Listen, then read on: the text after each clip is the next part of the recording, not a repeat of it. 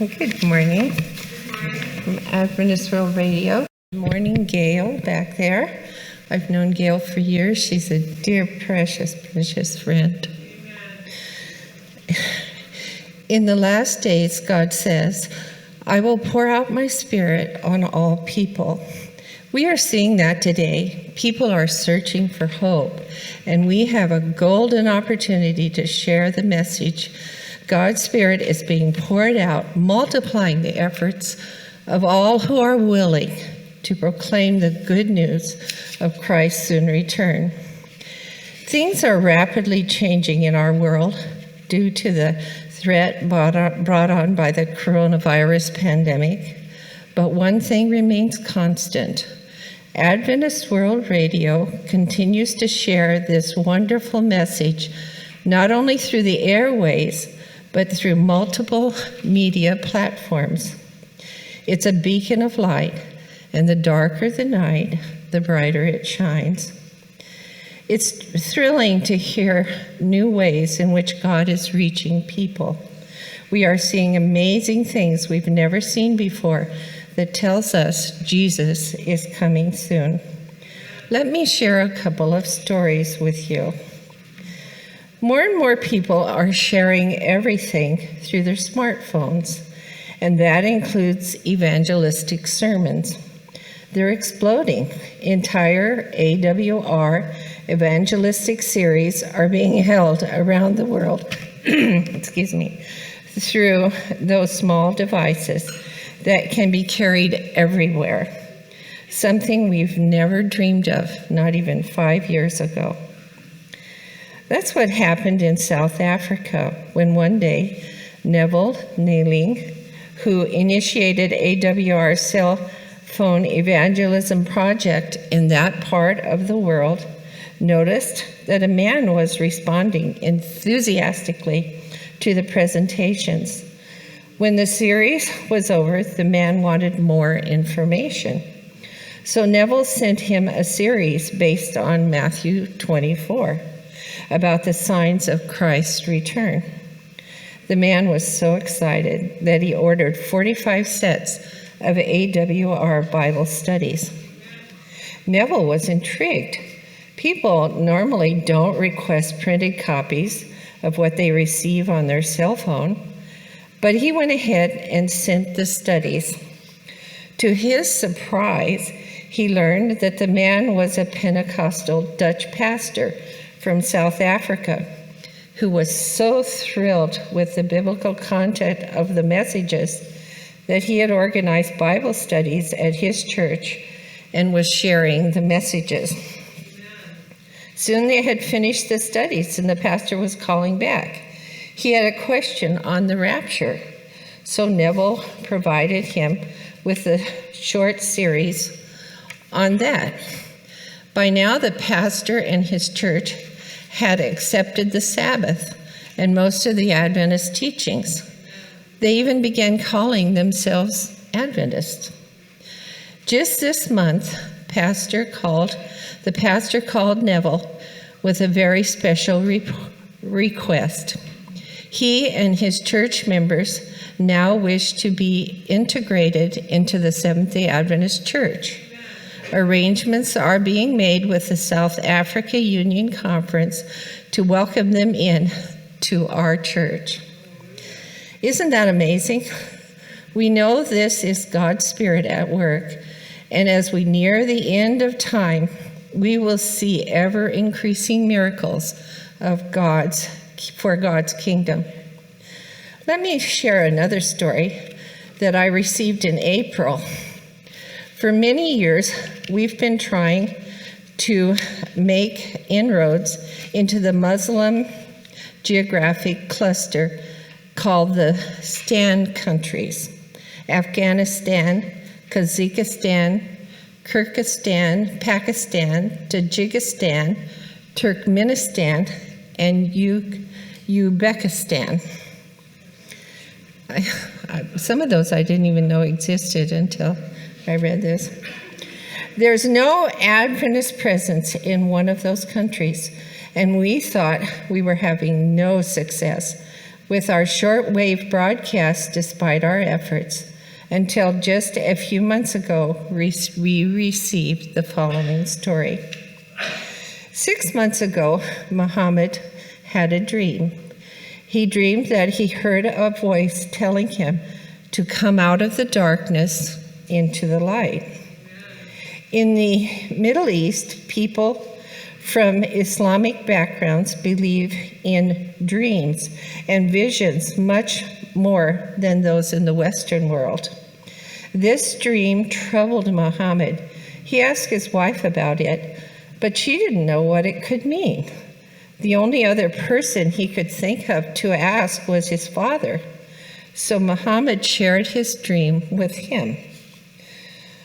Unbeknownst to Muhammad, almost 2 years before, his parents had been listening to the radio one day when they lost their radio signal. As they turned the dial searching for their program, they came across one of AWR's broadcasts, intended actually for another country. The language was similar, so Muhammad's parents understood the message. They enjoyed it so much that they began listening regularly. Eventually, they contacted the radio station and began receiving Bible studies. As a result, last year, Muhammad's parents were baptized, the first 2 people we are aware of to become Seventh-day Adventists in that country. Meanwhile, Muhammad had no idea about this.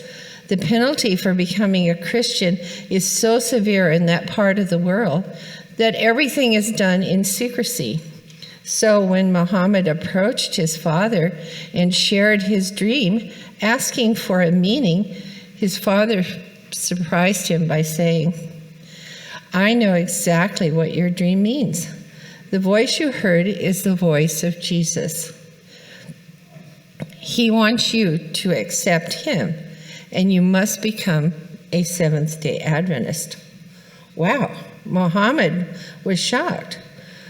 But a memory came to him from 15 years before. He had known a nurse who was a Seventh-day Adventist. He remembered how different she was and how she eluded happiness and peace and joy.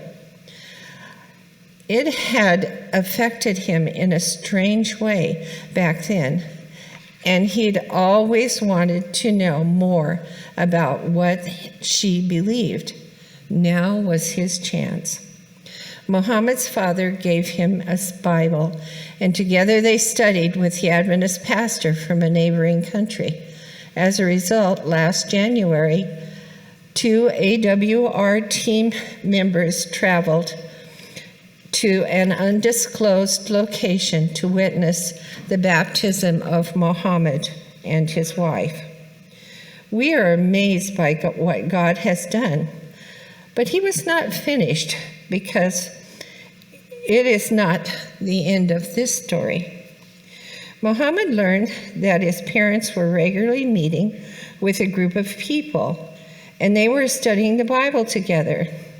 Since their baptism, the group had been steadily growing until now there were 80 people meeting and studying together. How are they finding people interested in Bible study? Well, with supreme caution. They're in the middle of Taliban territory, and the danger is so high that even Muhammad didn't know about his parents' conversion until he confided his dream to them. After his baptism, Muhammad knew that the danger for him was even higher than for other people. You see, Muhammad's father is an imam, a Muslim religious leader. These men are highly respected and also feared. What would this imam do if he found out his daughter had become a Christian? Muhammad and his wife lived in fear of this and were always careful. One day, Muhammad's wife was visiting the family when they began talking about Abraham. Muslims are descendants of Abraham through Ishmael, the son of Abraham and Sarah's maid. So they claim Abraham as their father, just as much as Jews do. However, most of what has been written about Abraham comes from Jewish writings and the Bible, so their knowledge from Islamic writings is very limited. As the family discussed the life of Abraham, mostly from hearsay, Muhammad's wife found herself filling in tidbits here and there from her Bible readings. This happened several times at different occasions until one day her father, the imam, pulled her aside and said, there is only one way you can know more of these stories from the Bible. You're studying to become a Christian, aren't you? Muhammad's wife was alarmed and for a moment considered denying it, but then she felt that God was asking her to be courageous. She said, yes, Father, I am. The imam then asked, do you have a Bible? And she replied, yes, I do. Then what her father said, something that amazed her. Bring it with you the next time you come, and we'll study together. Both Muhammad and his wife lost their lucrative jobs in healthcare when it was noted that he no longer prayed toward Mecca 5 times a day. They are looked at with suspicion, but they are not discouraged. These stories thrill our hearts as we know that God's Spirit is at work. And as we near the end of time, we know that we will see ever-increasing miracles for God's kingdom. Yes, there is extreme and desperate need in the world today, but opportunities to share the gospel message, our full message, are exploding around the world. People want answers, and God's word can provide them if we are willing to share. And I would invite you all to visit AWR, Adventist World Radio, on your smartphone. Go there and visit, because each one of you can be sharing complete Adventist series, our complete message, with just a click on your cell phone. Thank you.